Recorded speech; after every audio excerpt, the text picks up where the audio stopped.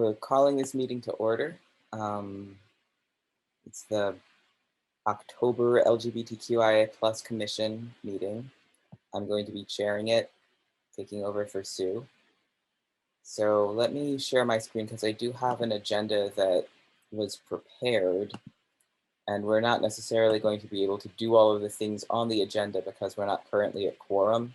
If someone enters the room so that we're at quorum, someone please let me know, and then we can actually get some business done. So roll call is first. Billy, would you like to do roll call? Yes, we can do that. Then we have an official accountant define a quorum too. The Kathy Boyle. I think I saw Kathy. Yes, I'm here. Sorry. Okay. Yes, yes. Please say here or present or Nakia Burton Tucker. Didn't see her. Denise. Here. Yes. Jam Hammond. Did not see. Billy Heilman here. Sue Kerr.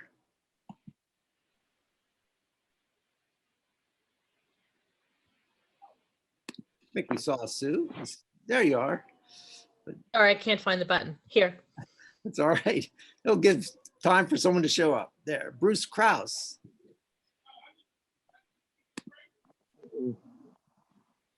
Here. Hey, Bruce. Audio for the meeting, though. I can't hear you. Okay, there may be something on your end if you log in or log out that sometimes improves audio for some people, but I'm having a good opportunity to hear everybody so far. But thank you, you're here. Britton Mauk. Did not see. Lenny Orbovich. Present. Richard Parsakian. Let's see him. Shantae Porter. Don't see Shantae. Christopher Robinson. Don't see Christopher. Marcus Robinson.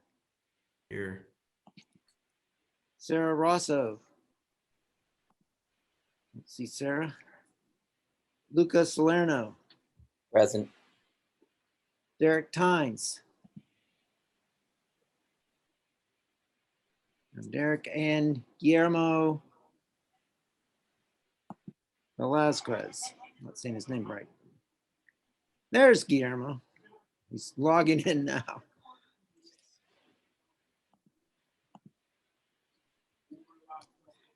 Guillermo, we're taking roll and you're here.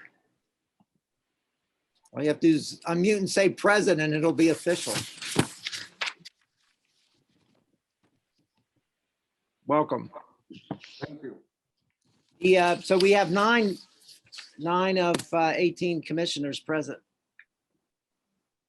Great.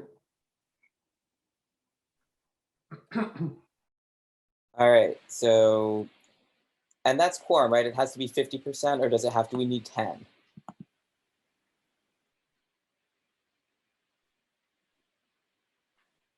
Billy, you're on mute.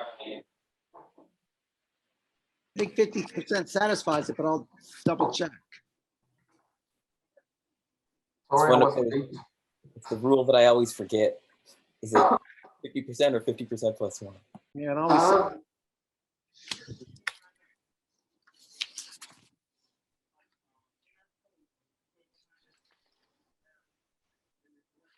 Simple majority, so we need one more. All right. So how about we move on to reading the minutes and hopefully somebody logs on and then we can approve them. That is my idea here.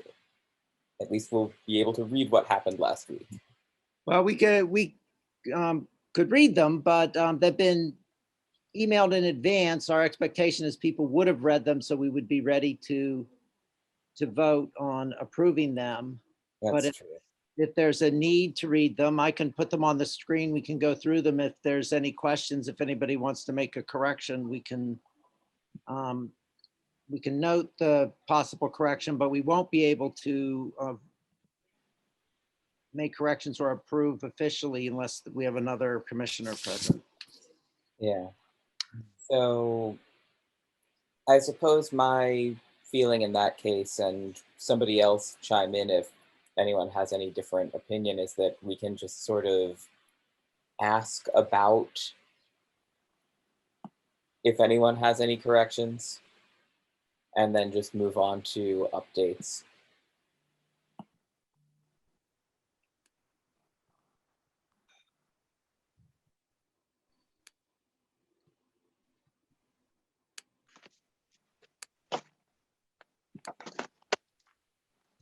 All right, I'm not hearing any alternative suggestions. So does anyone have any corrections that they would like to be made to these minutes?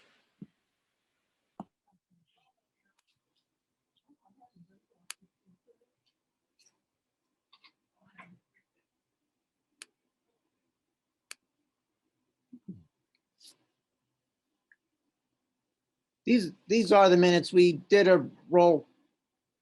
Well, I took the attendance by the participant list last time, but I think we should officially do a roll call each time. That's why I did it this time.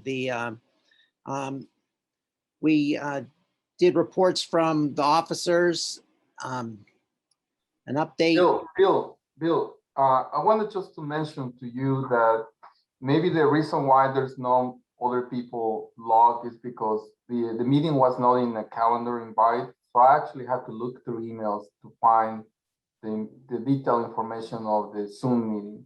So I don't know if that had contributed to other people not joining or not, but I just wanted to make sure I let you know that. Yes, I think that that's a good point, and we should make an effort to, do a calendar invite. I think that includes it so that it's easier. People have mentioned that before, I believe. If someone wants to maybe email now to, maybe there's somebody sitting there searching for it. If we send an email now, maybe that'll catch somebody. But that's a good point. Point of informations are an interruptible item too, so that's good. Thank you for that. We had these reports. I think that they're pretty thorough in identifying what was discussed related to the agenda. If there's anything that someone thinks was missing, here's a glimpse at it if you haven't seen it for a little while.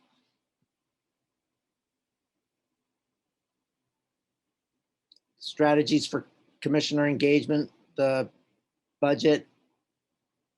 Guillermo might have more about that today. I don't know. The update on the pirates.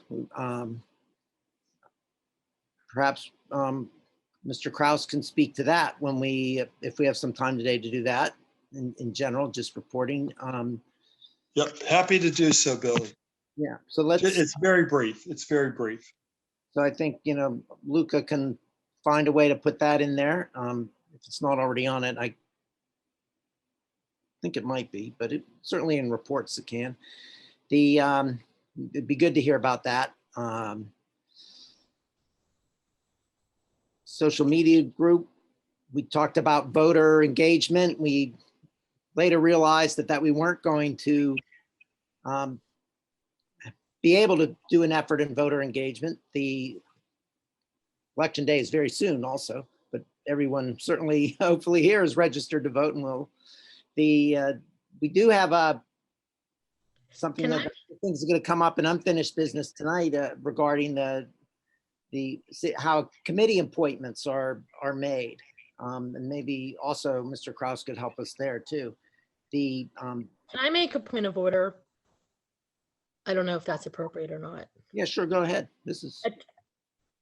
I know that we're trying to hold until we get a full quorum, but this is feels kind of like a preview of the actual agenda. So maybe we could just wait to vote on this and then jump into the agenda so that we're not, because it's kind of confusing me that what whether we're going to talk about these things right now, or we're just simply approving what was discussed in the past, correct? That's all this would be. Yeah. That's fine. I'll suspend this. We can go to that because there is a lot of it that is similar. I agree with you, Billy. People should read the minutes ahead of time and come with corrections and questions and so forth.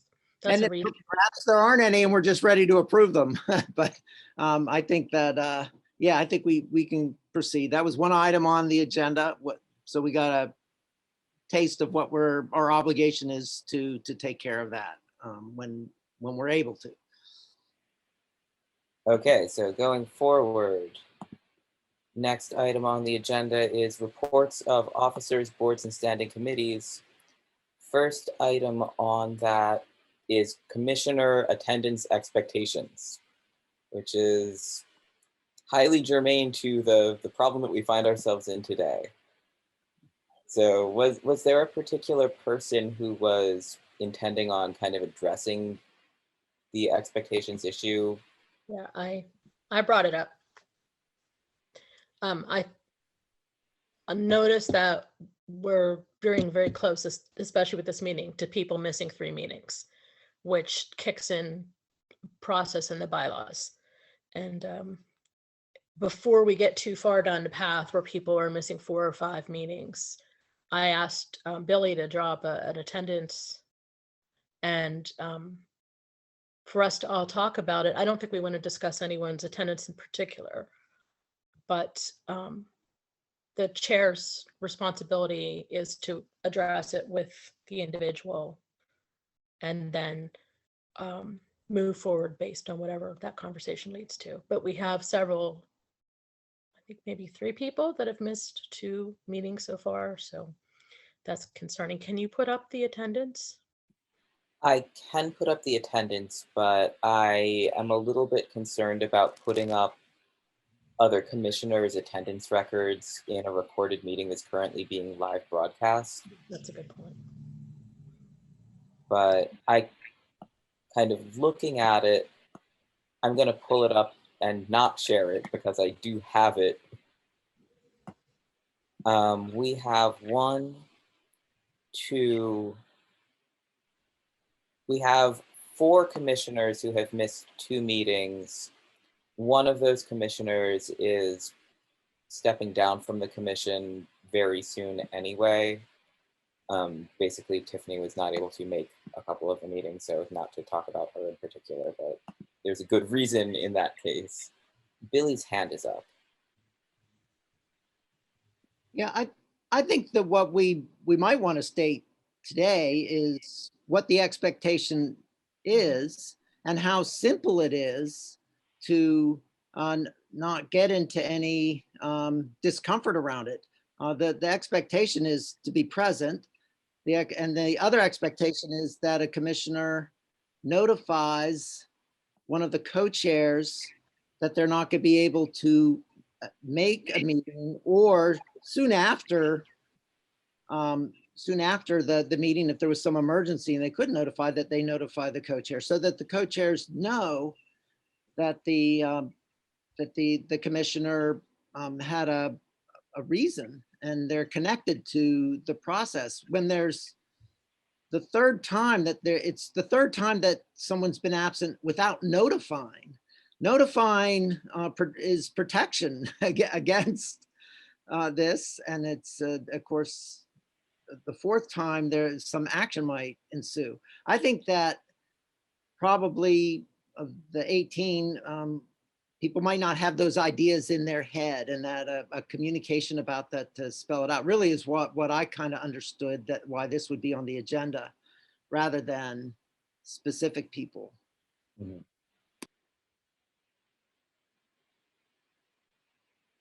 Yeah, I think that that is a good way to approach this in this particular setting. I think that myself and the other co-chairs should probably reach out to the people who have been more sporadic in their attendance and kind of try to figure out what obstacles are impeding them. So that might be a point. Do you have another point to make, Billy, or is your hand just randomly out?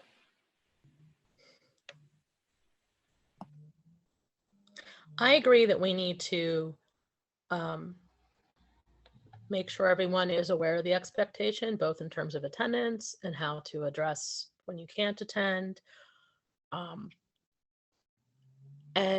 But we need to be realistic about the fact that if people are not attending, we're going to have to address that collectively, because it's this is an important obligation, and there's no one serving on this in a token role or a advisory role or anything like that.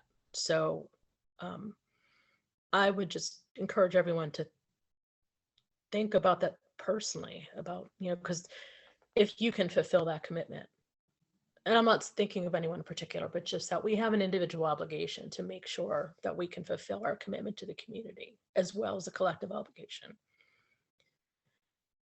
And I don't really want to have conversations with people where we ask them to step down or remove them. That's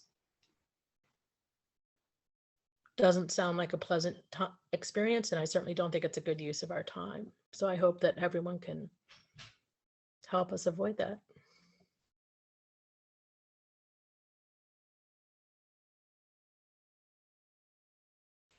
One more thing, would it be helpful if we contacted everyone to tell you what your attendance is, just so that you understand?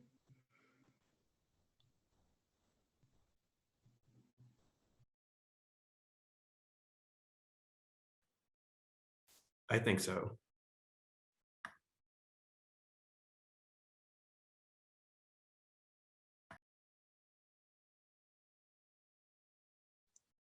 That would be a good approach if you were trying to appear not to be singling out anybody who has had poor attendance.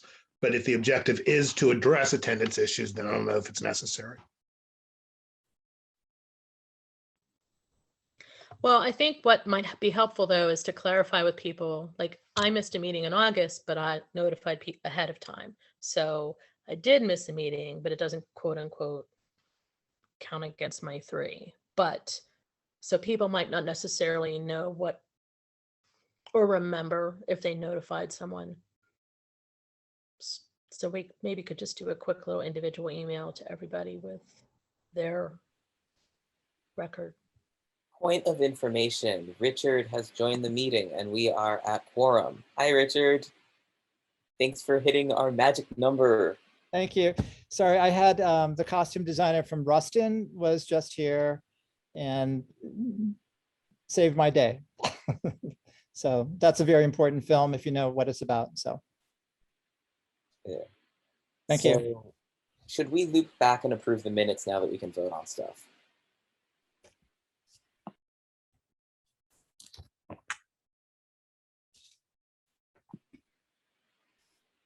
I did read the minutes, so whoever motions to approve it. Well, I'll make a motion that we approve the minutes as presented and previously emailed to the commission. Seconded. All right, so shall I go through the participant list for voting? Well, my recommendation would be that if anyone wants to offer a change and essentially amending them, that they do it now. And then if not, I don't think we need to do a roll call vote. You can just say, if no objection, the minutes are approved. And if nobody objects, then we don't have to do that. Okay, that works. So are there any amendments that need to be made to these minutes?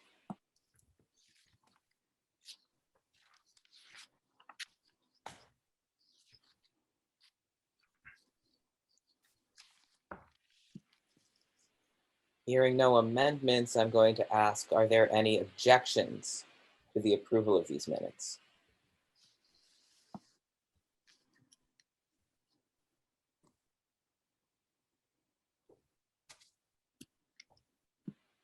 Hearing no objections, the minutes are approved.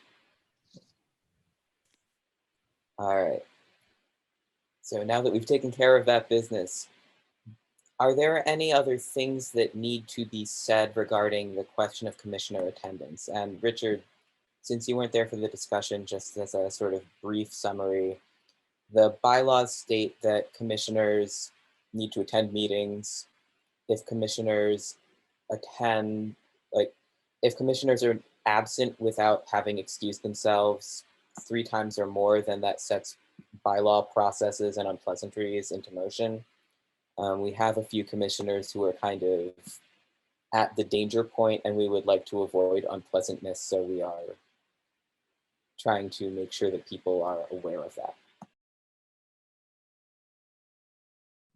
So they will be emailed a friendly warning or friendly reminder. That seems to be what is being floated, although I don't think that there has been a firm decision made about it. Sue? I think because we're having this conversation, that it's a good time to contact each person, remind them of the process, let them know what their attendance is, discuss any concerns. And Chris and you and I could do that. I don't think that we should do that on a regular basis. We're all adults. We can read the minutes and see the attendance, and we should track it for ourselves. And so I would do it now, and then only when it becomes something that triggers the process in the bylaws. Because I don't, yeah. Sue, do we have a number of those commissioners that have not perfect attendance or questionable attendance? That number is 3 of commissioners who will be on the commission going forward. Okay. Billy, your hand is up again.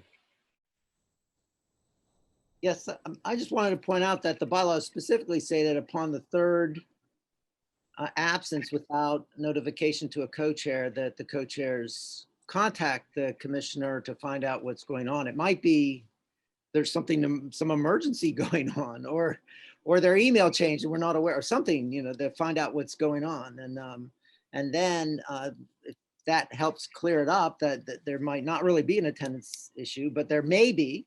Maybe they are disengaged, and then upon the 4th one, then there's action. But there was, the bylaws weren't adopted until June. They were amended in July. We didn't have a secretary until July, so the first official attendance was taken in August. So there's the August and September meetings. So there's some who have missed 2 meetings. So they're now facing with tonight a 3rd. Possibly without notification. So that is, so it is the proper time for the co-chairs to contact those who have that 3rd one by the bylaws. And commissioners should also respond to any issues of attending. So that happens with all commissions. So they need to respond in that way also. So I propose, I'm sorry. Go for it, Sue. So I propose that the commissioners, the co-chairs contact everybody to update them on their attendance as we have it recorded, so we can address any inaccuracies. And that's going to be a one-time thing, at least for now. And then moving forward, we will be contacting people when they miss their 3rd meeting without notification. And that'll be a process that Luca and Chris and I work out.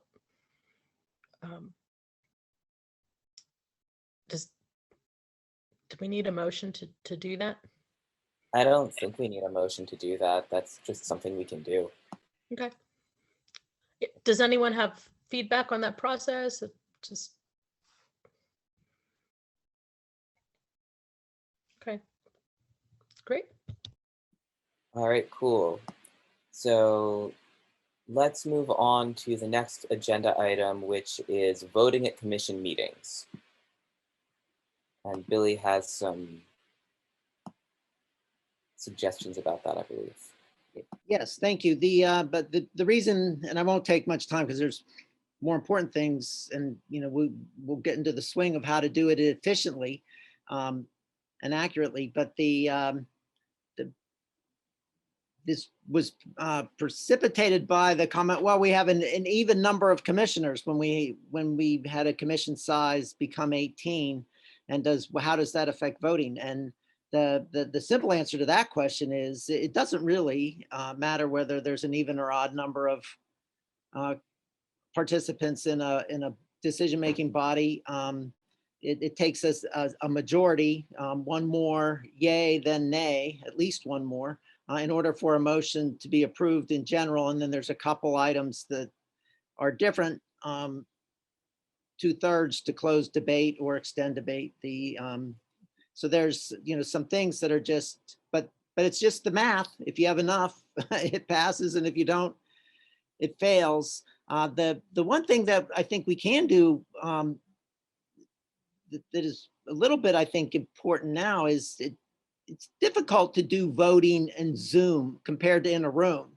I mean, chairs, good facilitators can say all in favor, say aye, and you hear a bunch of ayes, or maybe not, and then nay, if you're opposed, nay, and then you can tell by the sound. But in Zoom, you can't do that so easily because, people are muted, they don't find their mute button, they raise their hand, but instead they applaud rather than do the thumbs up. And so that taking an accurate voice vote is difficult in Zoom. So my suggestion is that we do roll call votes, even though they might, one of two things, roll call votes, if there is some, debate, conflict, or difference of opinion, we should do a roll call vote. But otherwise, I would recommend that the facilitator use the unanimous consent thing that we just did for the minutes wherever possible. If after discussion, there seems to be everybody sort of, yeah, that's fine, that's great. Well, without objection, then this motion will be approved, give a little pause, and,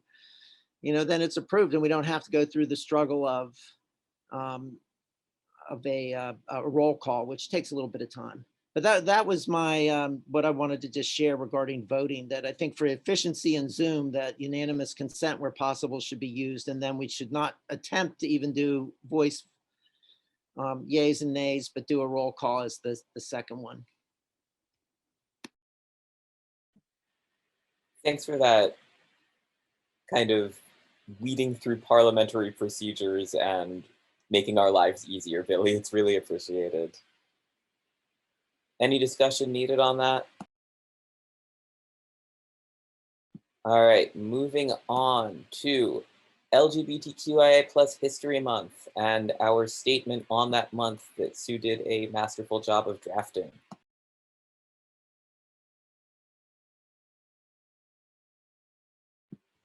Do you have it to share, or do we need to? I do, I can pull it up.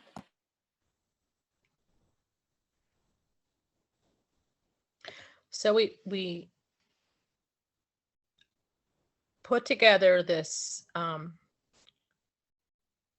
statement to recognize the month, and as well as other pieces of the month. And the mayor's office put together letterhead for us, which is not accurate, and they acknowledged that, but we were facing a deadline, so we went with it. But we will have the appropriate letterhead moving forward. And I don't know if anyone wants to read this out loud. You know what? Hey, Marcus, could you read it out loud for me? Thanks. Sure. City of Pittsburgh Commission on LGBTQIA plus Affairs honors LGBTQ History Month this October. We know that groundbreaking moments, big and small, have shaped the evolution of our community since long before colonizers arrived on these waters and lands. The history of our community is deeply intertwined with the histories of Indigenous, Black, and Brown LGBTQ peoples, and we are proud this month to acknowledge, while also committing to create new historical narratives that represent the breadth and width of our community. From the timeless images captured by Teenie Harrison Hill District to the 1973 Gay Liberation March, from the raid on the Travelers Club to the deaths of David Pergolsky, Jamie Stickle, Andre Gray, Omar Islam, and most recently 3 young trans people of color. Apologies for not pronouncing some of these correctly. Charna Carrillo, Jasmine Kennedy, and JJ Bright, from the organization of mutual aid efforts to the ongoing emergence of new organizing efforts, from the work of Cry Out, Act Up to the shattering blow of Roots Pride, from closeted politicians to the establishment of this commission in December 2020. Our history is complex, painful, and powerful. Note that we do acknowledge that the violent deaths in our community are more numerous than the 7 people we specifically named. We urge our community to say all of their names. And our history is joyful. 2021 marks the 25th anniversary of Pittsburgh Black Pride, the longest running pride in the region. We also want to acknowledge these important days of recognition during October, a robust list that is always evolving. Hispanic Heritage Month, September 15th to October 15th. Lesbian Day, October 8th. Pronouns Day, October 10th. National Coming Out Day, October 11th. Spirit Day, October 22nd. Asexual Awareness Week, October 24th to October 30th. And Intersex Awareness Day, October 26th.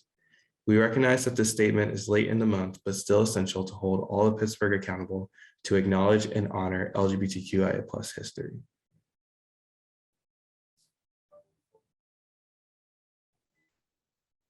Thanks for doing that for me. It's a lot of reading. So I sent that out as a media release to the best of my ability. I don't think anyone picked it up, and I posted it in multiple social media outlets using my own accounts. But I haven't heard a word of feedback. I don't know if anyone else has, or if you have feedback to share on this, since we're still in the month. Sue, do you have a list of the media outlets that you sent it to that you can share? We don't have to do it now, but just curious, like who it was sent to, and maybe we have another way of elevating the discussion with context there. Sure, I'll email it. I'll email who I emailed this to, and then we can use that to help build our own media list. That's a good idea.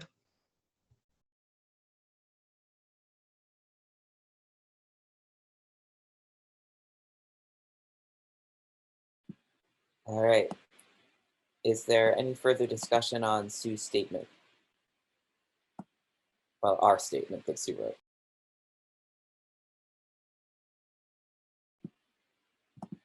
So moving on to an update on the all-gender bathroom and plumbing code situation.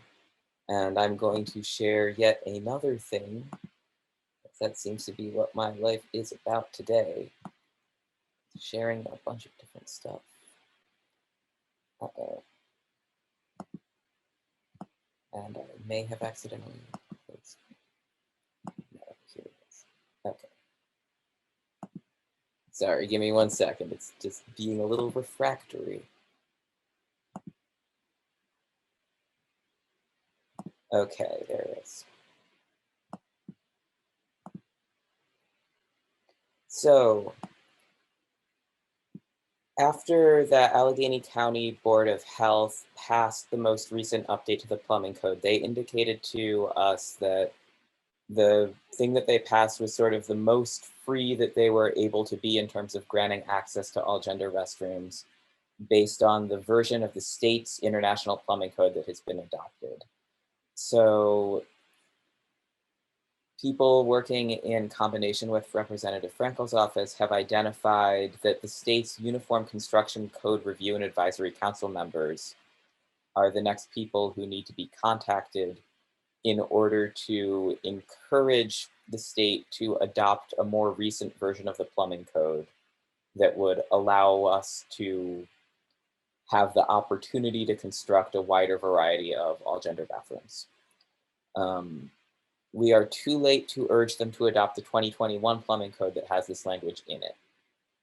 They are expected to vote to adopt the 2018 version of the plumbing code early in 2022. That does not have language in it that would permit expanded all gender restroom access for buildings. But we also think that there's a chance that we might be able to get them to add part of the 2021 code when they're implementing the 2018 code.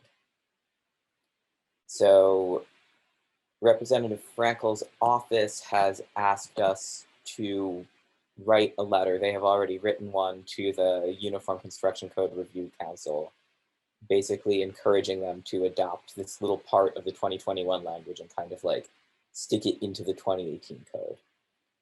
So what I wrote was, Dear Uniform Construction Code Review and Advisory Council members, many businesses and other institutions in Allegheny County would like greater freedom in constructing restrooms that are open to all genders. Allowing businesses the ability to construct these types of restrooms comes with numerous advantages. All gender restrooms increase bathroom access for disabled people and young children who have caregivers of a different gender. When all gender restrooms are available, there is a decrease in the average time that women have to wait to access a bathroom. All gender restrooms offer transgender and gender nonconforming people the option of using a restroom where their gender identity does not become an issue. This reduces the frequency of harassment and violence. All gender restrooms have become increasingly popular in recent years, and over half of the country's top 25 cities measured by the size of the city's economy have statutes permitting the construction of all gender restrooms. However, the ability of Pittsburgh businesses to meet the needs of their customers is limited by the version of the International Plumbing Code currently used by the state of Pennsylvania. The UCC Review and Advisory Council has it within its power to allow greater freedom for businesses to construct all gender restrooms, which in turn can benefit many groups of Pennsylvanians who currently face inequality of bathroom access, or who may be entirely denied access to a bathroom. When implementing the 2018 IPC, please add the 2021 IPC language from section 403.1.1, 403.1.2, and 403.1.3. This will permit greater flexibility in the construction of restrooms designed to serve all genders and allow businesses and other institutions in the state the ability to construct the facilities that best reflect the needs of customers and employees.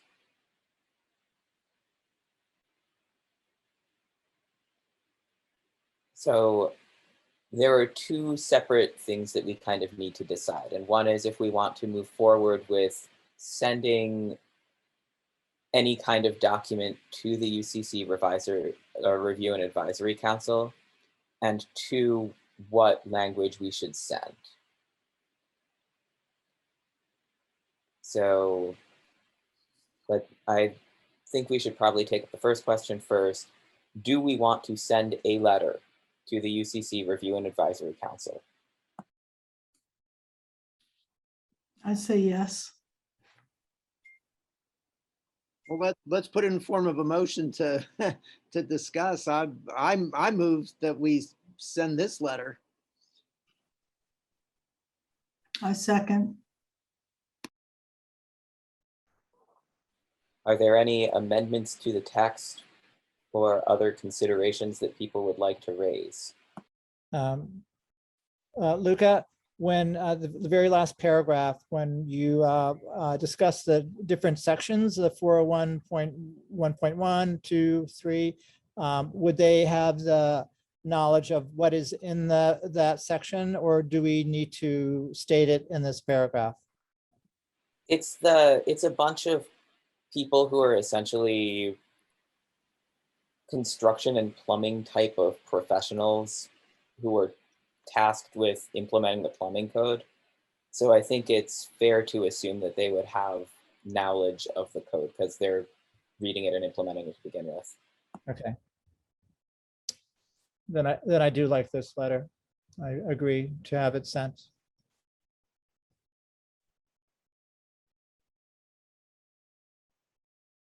Okay, hearing no further suggestions for amendment, I'm going to ask if there are any objections. If I hear none, the motion will pass.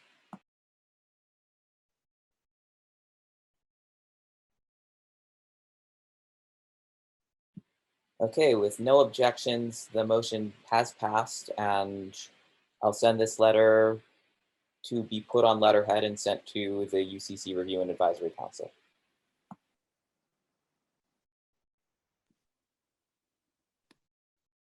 I'd like to just add, this is the kind of really important work that we can do that's bureaucratic and seemingly so small, not small, that's not the right word, detailed. But this is where we can affect change that improves the lives of people, and in this case, protects them from violence. So I hope that we continue to look for opportunities to weigh in on municipal code, whatever level of government.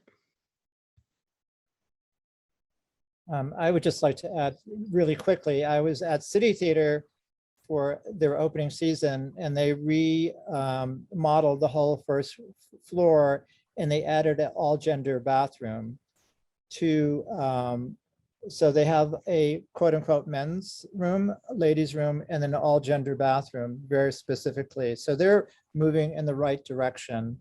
And I think because their staff and artistic directors, their team understands. So Already the revised plumbing code is bearing fruit. All right. So let's move right along, and I believe that Guillermo may have an update for us on the 2022 budget.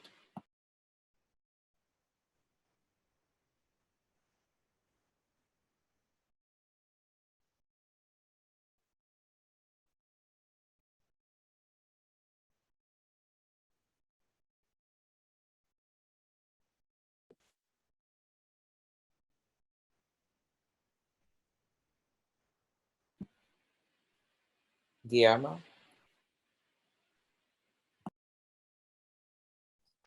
Yeah, sorry, I thought I unmuted myself. Trying to lock my other screen so I can read from the other screen. So I did reach out to my contact at the office of the mayor, whose name is Tiffany Gorman. And so she confirmed to me that there is an operating budget for the commission for 2022, and that the budget it is $57,500. And this is to be used, according to the records that she says, is to be used for a commission part-time staff and also to pay internships, funding for internships. That's what the money is supposed to be used. I don't know if there's any other uses for that money besides that. Based on the information that I received, it seems like that's how we are supposed to use the money.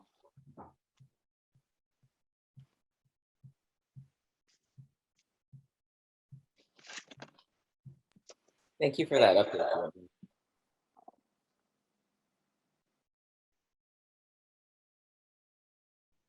You're welcome.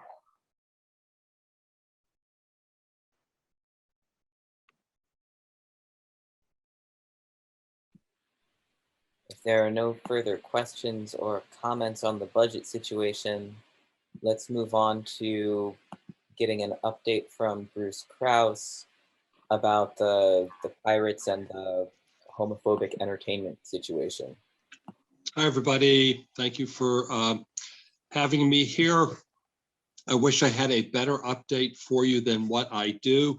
It's been difficult in communications to try to nail down a time by which we can speak specifically with them. I believe we have accomplished that for this coming Friday afternoon. And Brasha from my office has reached out to Sue, although we've not been able to confirm, but would like to assemble, if you will, a list of specifics that we wish to speak with the pirates about. And I can certainly touch base with Sue about that after the meeting. But at long last, we do have a call, and it is tomorrow afternoon, and I'll be happy to report out more the next time we meet. Thank you.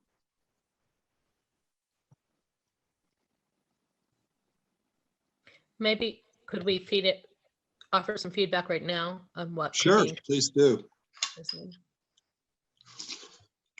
I'm concerned with how this happened. Like, what is their process to vet performers. This was not just renting out PNC Park. This was actually a Pirates event. And so learning what happened, and was there a breakdown, or was it, is this consistent with their policy, Good point. is important. I would also not allow the Pirates to hide behind the things that they've been doing as a justification for this, because this is not two sides of a discussion. It's not, you know, it's not like Pittsburgh and Philadelphia. And they have a strong history, actually, and they're the strongest history of our sports franchises. So that's important and that's good, but it doesn't mean that they can get away with this kind of choice. And, you know, Bruce, really, I would try to explain to them the harm this does. Sure. I guess maybe I should try to go if I can, because I live in the neighborhood next to PNC Park, and he's not just homophobic, he's a racist, he's an anti-vaxxer, he is sexist. I mean, there's a lot of reasons to find this man offensive. And he does not represent Pittsburgh, and he should not represent Pittsburgh. So I think that there's been actual harm done, and I really believe the Pirates should try to do something to make that up if they can. And that I'd like them to make sure the process doesn't allow this to happen again. And I'd also think they need to demonstrate some, like, I hate to say the word of reparatives, but something along that line. Very helpful. Thank you, Sue. Yeah, I agree wholeheartedly with Sue. Like the primary focus needs to be on repairing the process so that they never invite bigots to PNC Park to represent the city again. And secondary is like, you have done this thing. What will you do for the communities that you have harmed by way of like a true apology? Yep. Thank you. Do we have suggestions on what that could look like? I mean, we're a pretty representative group here. I don't want to take it to a Pirate game. But I also think it should be from the top down. That should include even players also. They should, I think, be involved in some statement because it does look bad on the team itself, I believe.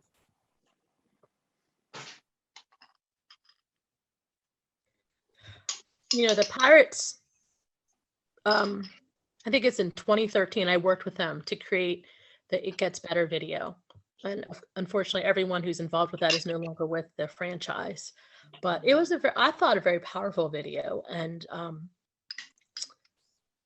they showed it in the stadium. And it got a mixed response. But they knew that was going to happen. And they did a lot of, they've done a lot of good pieces. But this is so high visible. Like, it's almost is that level of that video that, but I'm not sure. Maybe, you know, I think sponsoring something with their name on it that's very queer, or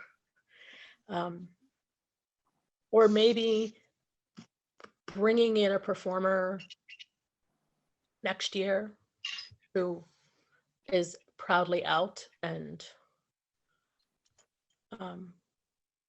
or actually maybe bringing in local performers who are proudly out and giving them that audience. That we have a lot of queer performers here in Pittsburgh who could benefit from. Great suggestion.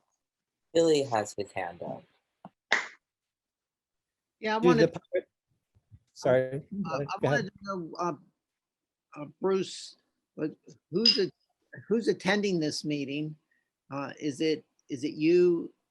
Are there other commissioners there, or has been initiated? No, Billy, I apologize for interrupting. We've only been asked to make initial contact, but out of that meeting, I would be happy to broaden the list of attendees for future consideration and comment and suggestion. Absolutely, of course. we can certainly make that part of that first meet.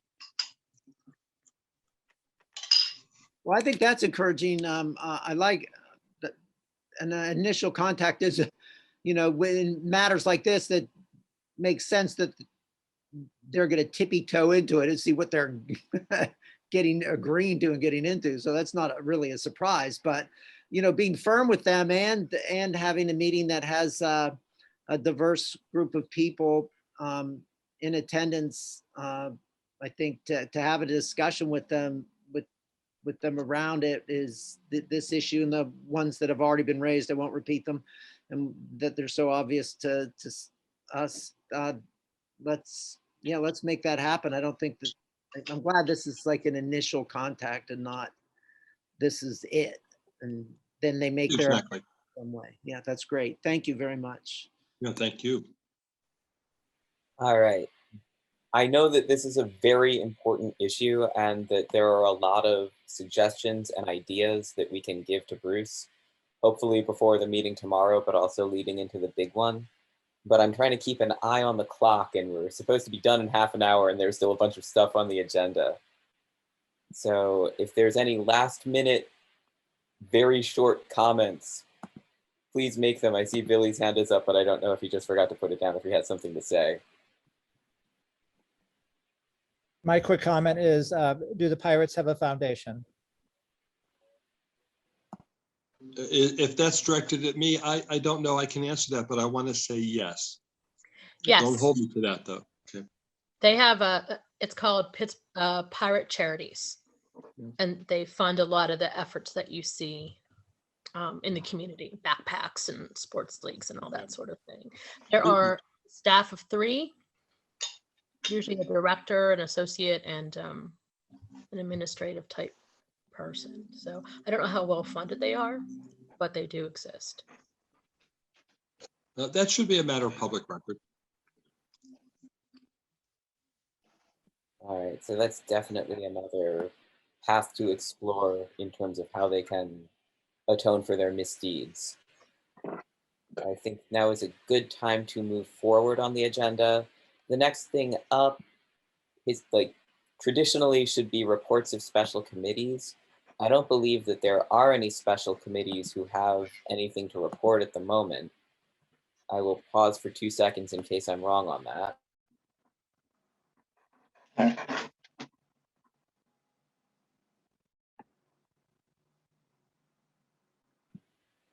I don't think that there are reports of special committees, so we'll move on to unfinished business, which is city council committee assignments and how that is done, and what is going on with representation on the redistricting committee. So Sue and Bruce, again, I think are the people who know the most about these issues. Excuse me. I don't know how broadly I can share, only in that I don't know that there really is a lot to share. I do have Bob Charlin, who is in my office, trying to do a deep dive into how redistricting, the standards, I should say, for redistricting came to be, and if there are room for improvements. Would like to hear suggestions. As it stands now, each council member appoints one person from each council member appoints one person, and then they form themselves into a unit which is overseen by our city clerk, and appoint a chair and a vice chair, and then they set about to draw the lines, which are very determined by a number of things, population, and by law minority district. Has to be accomplished, and then through that process, it ultimately comes to a series of public hearings, and also a final vote by members of council before anything is actually granted. And the work needs to be completed by the end of 2022. I hope that's helpful. Excuse me, but Bob Charlin from my office is considerably more versed in the subject than what I am. And since we do have time for a broader discussion, I would be more than happy to have him come to the next commission meeting to explain it in perhaps greater detail, and more than happy to take suggestions as to how the process can be improved. Yeah, thank you for that synopsis of how the process works, Bruce. I think that one of the things that was concerning to this committee was the apparent remarkable homogeneity of the redistricting committee members. Yes. And so Yeah. I think that, at least from my perspective, I don't wish to speak for everyone who's here, but it might be worth looking into how it would happen that a very non-diverse group of people is charged with redistricting a fairly diverse city. Yeah, and so the response I would have to that is that, as I understand it, there is no overarching governance as to what a committee must look like. The only qualification is that each member appoints a representative into the discussion process. That's basically the formation of it. Not arguing that that's right by any means, but that's the process as it exists today.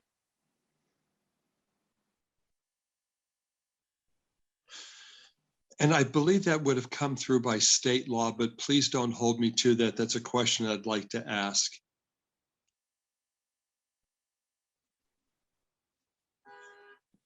Billy, your hand is up.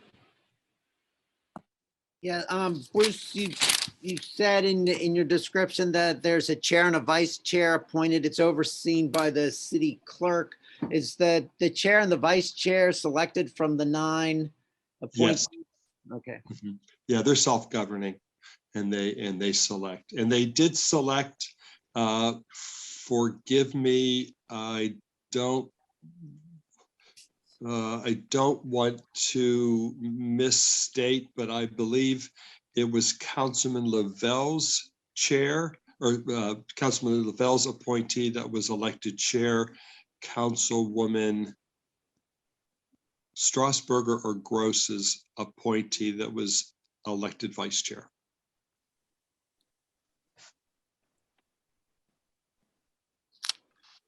Sue, your hand is also up.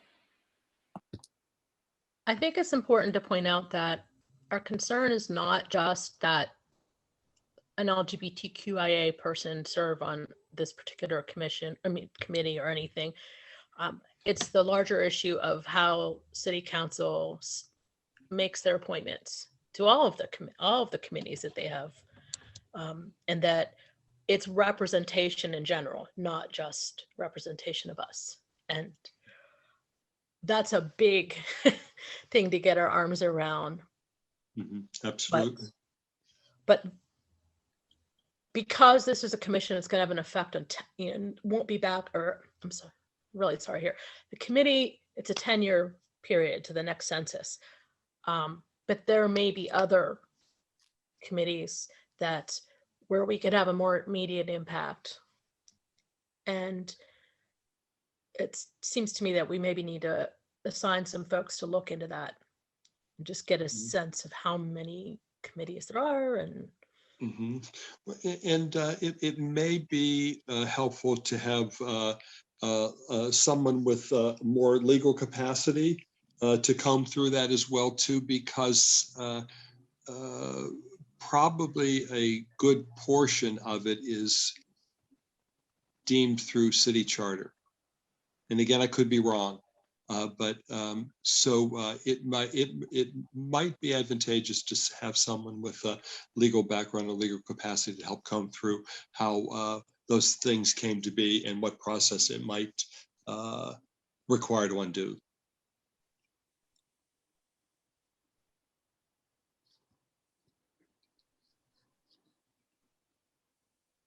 Dude, did you have something more to say, or is your hand just up?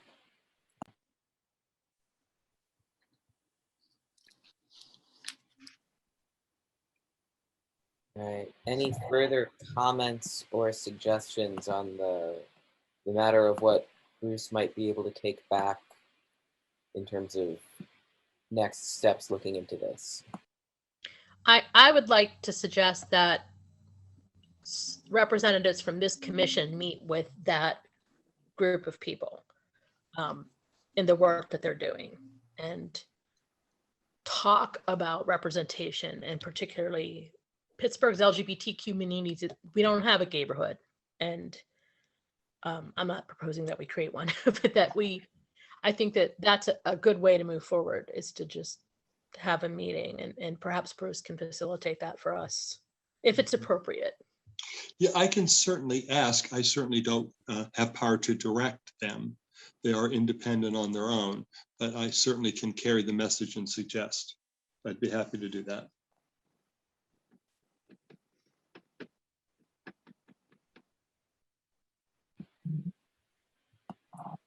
Is that, we don't need to vote on that, do we? Like, that seems like a thing that we're sufficiently empowered to just set up and do. All right. Does anything further need to be said on this issue before we move along?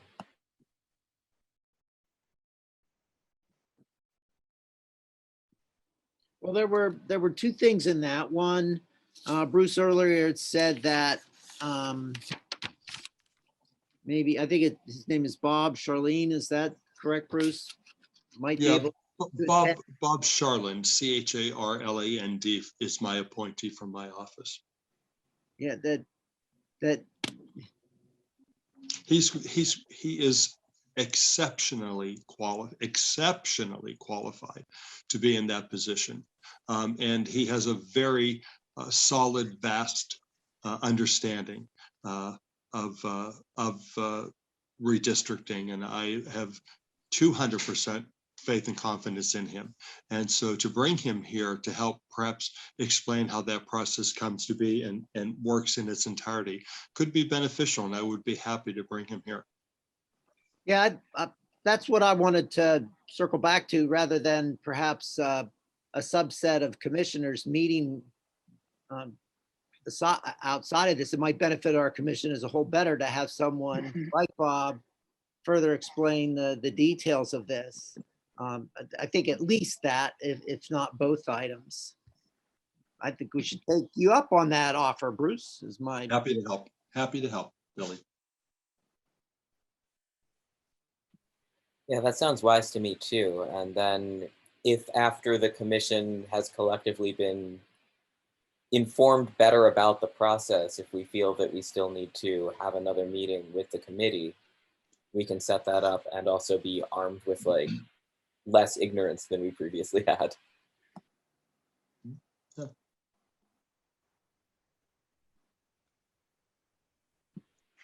Any final comments before we move along on this?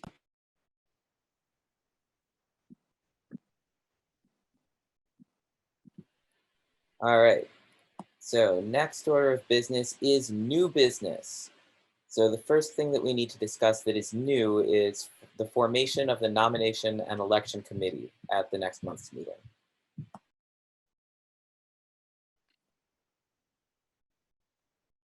And Billy, do you want to talk about that?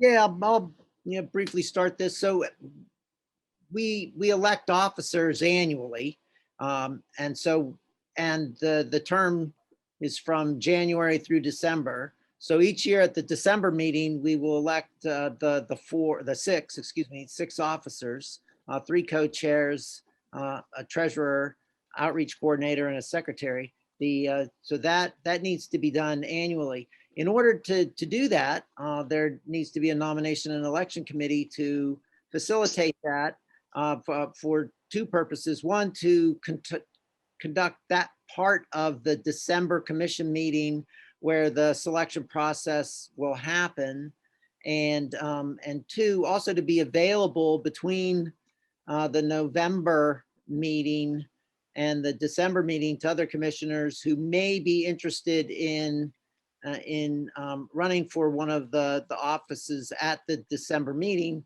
and to avoid the awkwardness of a commissioner only being able to go to one of the current officers for a discussion about that, where they might actually be a challenger to one of the officers. So in order to make that as unencumbered process as possible, we have a nomination and election committee, and so the also our bylaws indicate that the co-chairs appoint commissioners to committees, but this one certainly is one that, as others might be also, where volunteers who would put their name forward to assist with this process and know that they are interested in doing that by the November meeting would be able to then take that on, because the committee should be seated at the November meeting next month. I think it's, what is it, the 18th of November, but we should check the date. But that's when the committee should be seated. The process itself is pretty simple. There's nominations taken from the floor at the December meeting, and then we do a selection process. We've been through it once, worked out, I think, fairly smoothly and cooperatively. So we've already have a little precedent for our sort of considerate way of selecting people into leadership roles.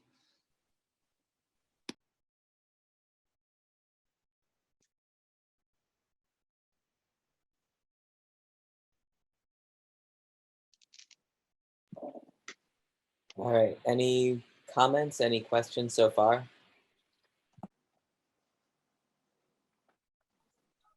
If we're interested in serving on the committee, do we reach out to a co-chair or just volunteer? How does that work? I think you can just volunteer at the November meeting, and then the committee can be seated at the November meeting. Am I correct in that, Billy? Yes, I think that's fine. I think, you know, and it's probably, although it can't be a requirement because technically they're an appointed, committees are appointed. So to make it a requirement that you're not interested in an office is somewhat problematic procedurally, because then a co-chair who doesn't want a challenger could appoint somebody to a committee that excludes them from running for office. So that little, you know, maneuver is not something that would happen, I think, but nor should it be set up that it could. So at the outset, people who are not interested in one of the 6 officer positions, but who are interested in that the process is handled, you know, smoothly and well and fairly. Those are the type of people who should volunteer, and I would say just let the co-chairs know. They make the appointments. You could do it in advance if one could do, not you necessarily, but one could do it in advance but at least by the November meeting, I would say. Yeah, really, we just wanted to get this on people's radar early so that if they might be interested in being on that committee, that they could make sure to be at the November meeting and thereby be appointed to it. And also make sure to come to the December one too, obviously, if you're going to be on it. Can I ask, are we electing new officers in December, or are we having the current officers run through the following year? It seems too soon. So we, as not to speak for everybody, but the general sense that I had at our last executive committee meeting is that all of the current officers would be happy to continue to serve in these roles. But the bylaws do state that elections are to be held in December. So we would be happy to hang around for at least another year. But if somebody desperately wishes to challenge one of us, that's in their prerogative, and it's in the commission's prerogative to decide that we could be voted out. So we're going to hold the election, but all of us are planning on continuing to run. So we could just re-elect the slate if we wish to. Yes, we could re-elect the slate if we wish to. Okay, thank you. There are no term limits for officer positions.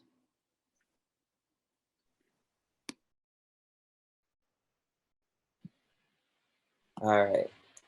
So if there are no further questions, I'll give it a couple seconds, but we're running short on time and I want to try to get us out as close as possible to 7 since we started a bit late. So any last questions, comments?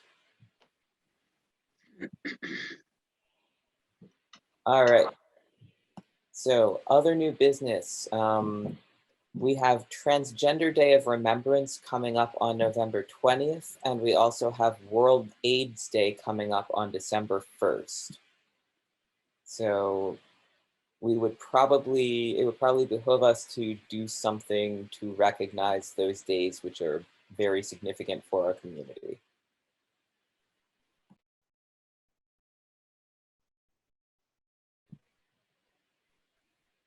Do we have One an idea. Sorry.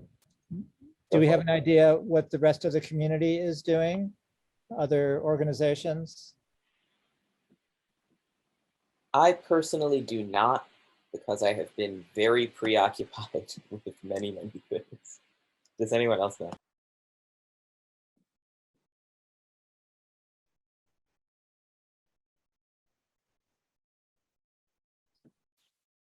How about doing something similar to what Sue did for October? You know, that can be sent to media.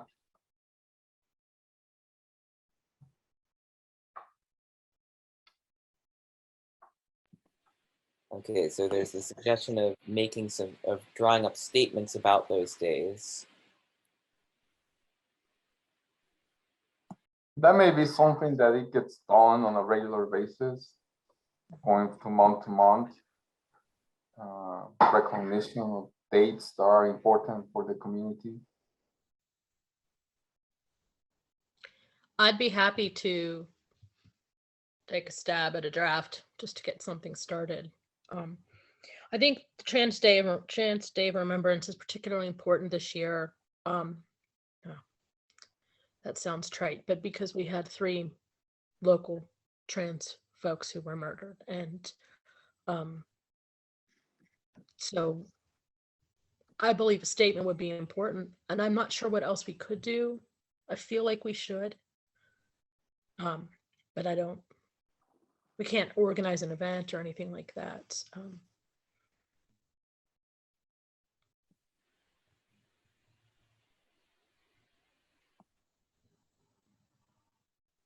For World AIDS Day, the city in the past had put the ribbon flags on the city county building. We could request that. I don't know, Bruce, would that be a possibility?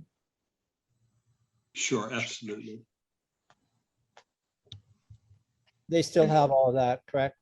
I couldn't speak to that directly, but I can't imagine we wouldn't. Do they have the trans flag, like, because they've done during Pride Month, they've had the. Yeah, again, I can't speak to that directly. That would be in facilities, I imagine, but I would think so. But I'd be more than happy to check on those.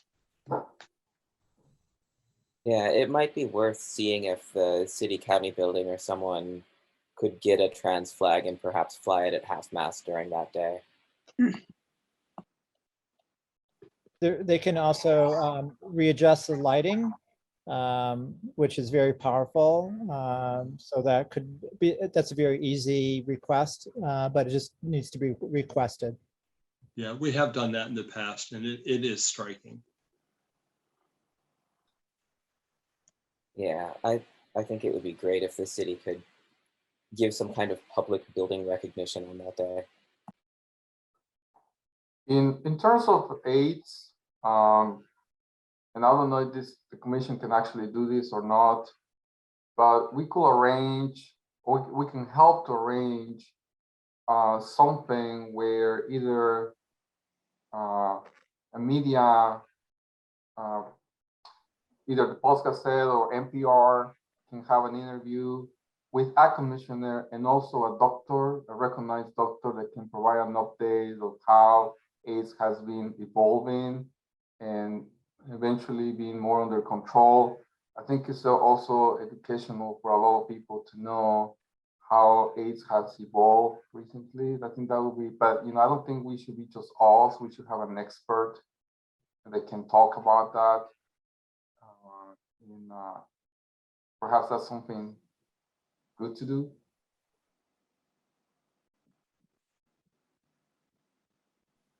Also, in terms of something symbolic, between the Gulf building, the Highmark building, and Bank of New York Mellon building, they have changed their lighting to accommodate issues. So I think that would be a beautiful thing to see, to recognize these days.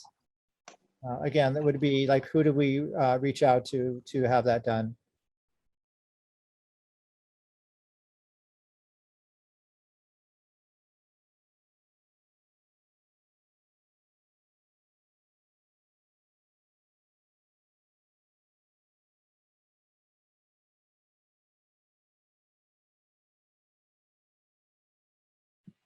I'm sorry, Richard, can you ask your question again? Yeah, sorry. Okay, yeah. The three main buildings downtown, the Golf building, the Highmark building, and Bank of New York Mellon have always relit their buildings like breast cancer awareness and other issues. And they're all capable of doing that. And I sort of like the idea of using light as a way of bringing light into an issue. So I think that would be a beautiful symbolic gesture.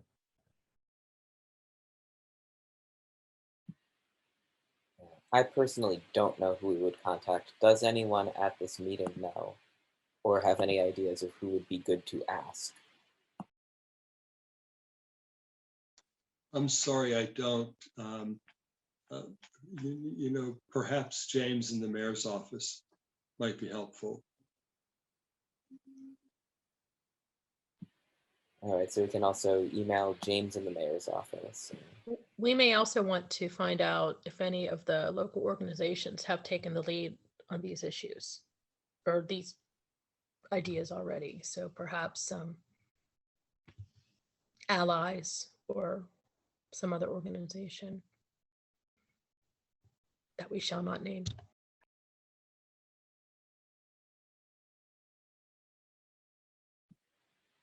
Okay, so we can contact some of the local trans-focused orgs and find out what they're up to for Trans Day of Remembrance, and perhaps contact some of the local organizations focusing on HIV stuff for AIDS Day and see if they're doing anything that we could join forces with. Kathy, is anything from Hugh Lane? Are they doing anything that you know? I'm not aware of anything. I would guess it would probably be Central Outreach that might be doing it. But I can certainly find out and let people know. We can reach out to Sarah too. Sure. Yeah. I will certainly ask her.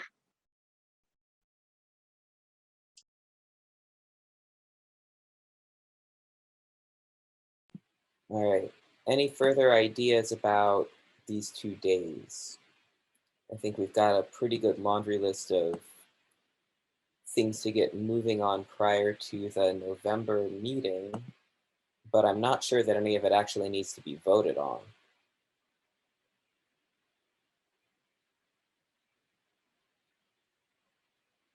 No. Okay. So we had in here a thing for discussion regarding conflict of interest and inviting experts to talk about conflict of interest. Is that something that we can accomplish in 4 minutes, or shall we punt it to November? I recommend we punt it to November. And also, I mean, we have, although it probably could have been written a little more clearly than we did in the bylaws, there is a section in the bylaws on conflict of interest, and it is each commissioner's responsibility to, sort of do a self-inventory on it. But at least at a minimum, read it, see what you think of it. Does it make sense to you? Do you know what it means? And then, do that ahead of time. That's your homework assignment. I am a educator, by the way. So I like homework assignments. I think we can maybe in the, our communications to the commissioners announcing the next meeting, as well as including calendar invites with Zoom links, we will, suggest people do that to be prepared for discussion. And I think we could punt it to, and just really quickly, other commissions do sign a form of conflict of interest. So that should probably come from the city.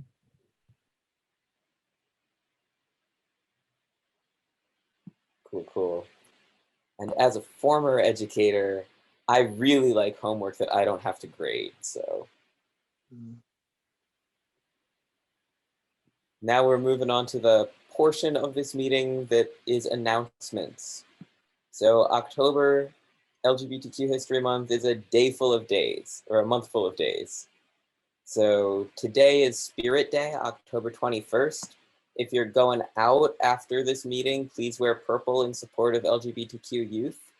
If you're staying in after this meeting, please wear purple pajamas in support of LGBTQ youth. And we also have Asexual Awareness Week next week, October 24th through 30th. And we have Intersex Awareness Day on October 26th. So mark those dates on your calendars. Promote these sections of our community and celebrate them and their nice lives and the wonderful joy and diversity that they add to our world. There's one more announcement as well, which is the appointment of Dr. Rachel Levine as a 4-star admiral in the Public Health Service. So this is huge, and we wanted to make special note of it to congratulate Dr. Levine. Her work that she's done as Health Secretary in Pennsylvania has been really phenomenal. She richly deserves this appointment, and she's also making history as the country's first 4-star officer who is transgender. She's also the first woman, which they announced on the news last night, and that shocked me. That is shocking. I did not know that. She's the first woman to be in the, there's a fancy name for it. And we are supposed to refer to her now as Admiral Levine, not Yes, Dr. Admiral Levine. I love it. Yeah, and I think we should, because it's yeah, let's get that out there. Absolutely. So congratulations to Admiral Levine. I stand corrected.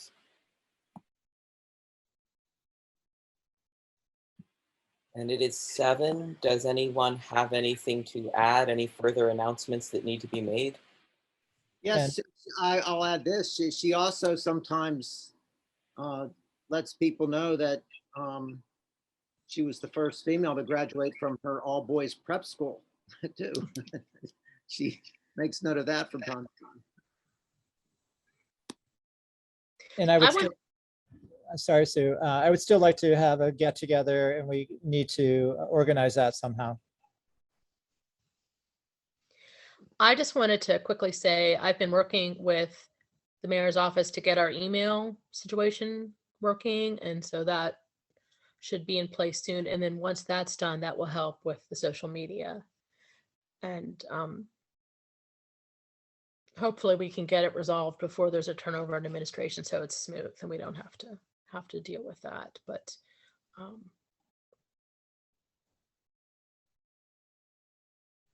they actually had an email address that said LGBTQIA, the word plus of PGH. Can you imagine? I don't know whose idea that was, but I quickly said, I don't think we're gonna go with that one. All right. Any last? Sorry, one last thing. I realized with Tiffany leaving, we don't know what the plan is, if the mayor's going to appoint someone to fill out the term or not. So I did send an email to just ask about that. Because Tiffany represented the mayor's office, not just someone, I think, or yeah, that's right. So we may be a commission of 17 for a while. Yeah, I think the mayor has to appoint someone to fill out that term though, because there has to be someone from the mayor's office. It's in the language about the commission's establishment, so it's law. And that would be for 2 months.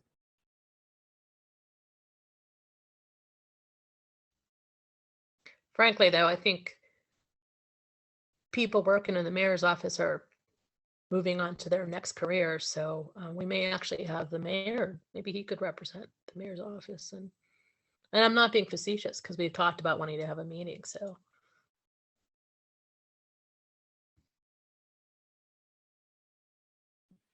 All right, anything further?